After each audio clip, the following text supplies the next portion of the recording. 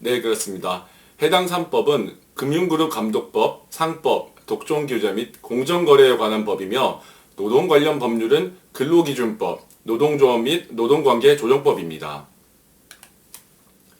정부와 여당은 공정거래 3법 개정안이라고 이제 칭함에 비하여 재계 및 야당에서는 기업규제 3법이라고 부르며 대립하고 있습니다.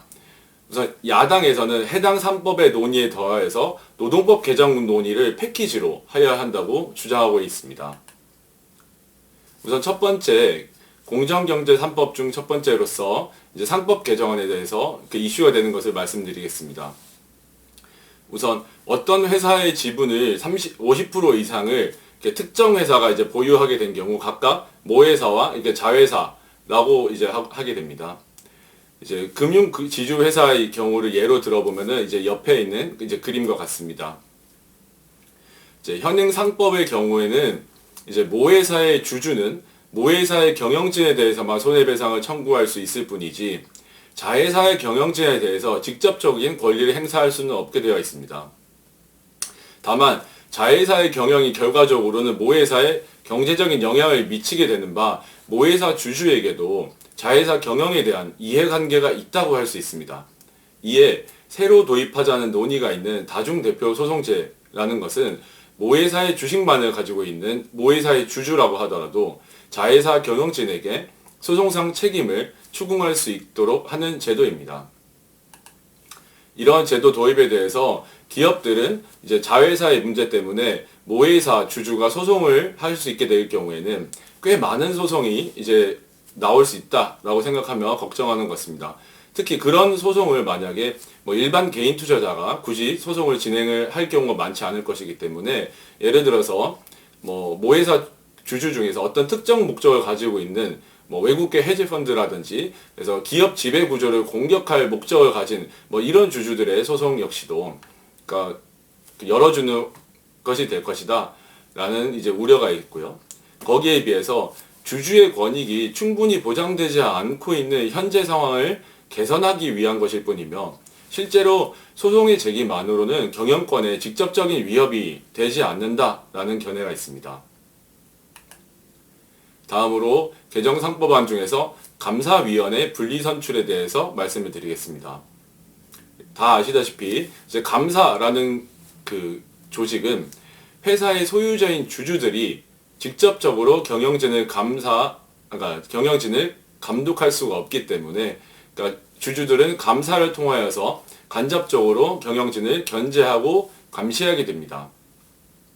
다만 현행 상법상 기업 규모가 2조 원 이상인 경우에는 여러 명의 상감사를 두어서 이제 감사위원회를 구성하도록 하고 있으며 주주들이 선임한 이사들 중에서 감사위원을 선임하도록 하고 있습니다. 현재 대부분의 경우에는 경영진인 이사와 감시자인 감사위원을 선임함에 있어서 대주주의 영향력이 절대적입니다.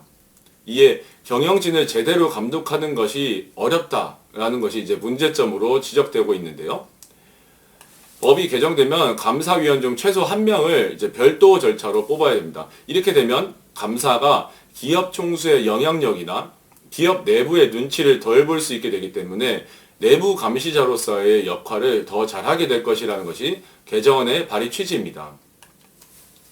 감사 선임 시 대주주 의결권을 3%로 제한하면서 동시에 감사의 분리선출 제도를 도입한다면 대주주의 영향력이 사실상 배제된 채 감사가 선임되게 될 수 있습니다.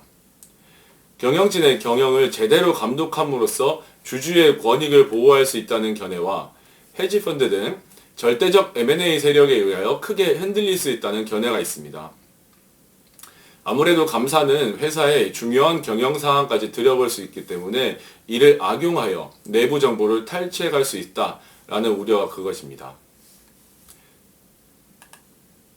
이 다음으로는 공정거래위원회의 독점 고발권 폐지에 관한 내용을 말씀드리겠습니다.